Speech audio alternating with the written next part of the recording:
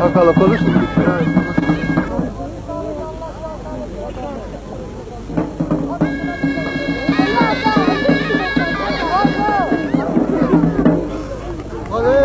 Çakıyı satmalardan sanırım bu kadar.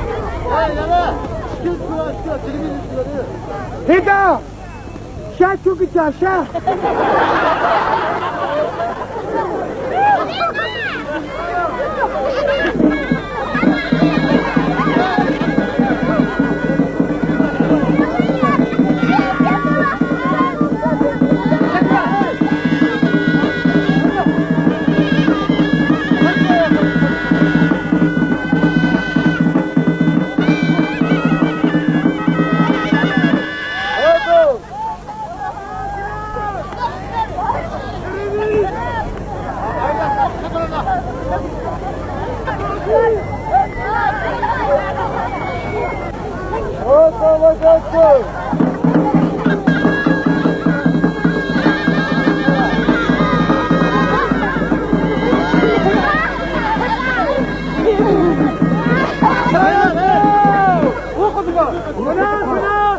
يوسف عروس زمريت انا برسالة وانا اول جاي نعمل بيها تخطط لك ويا ما تسالك يا رحمن والله كده هذا الفيديو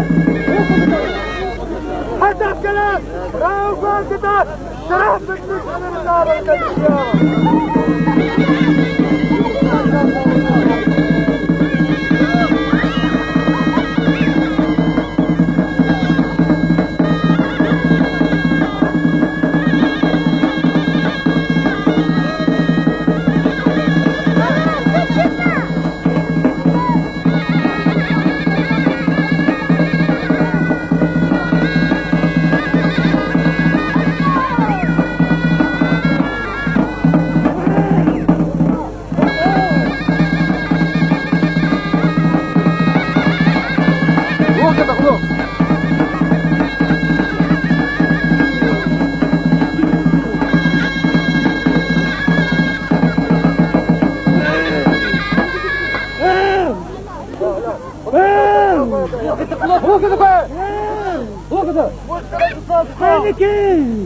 وش ذاك وداخل كل الضمان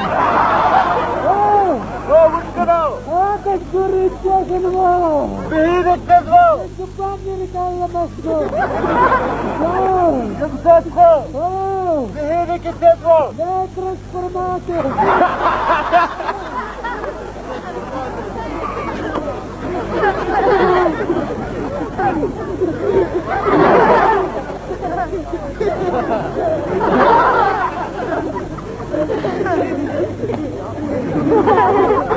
İnşallah bırakın.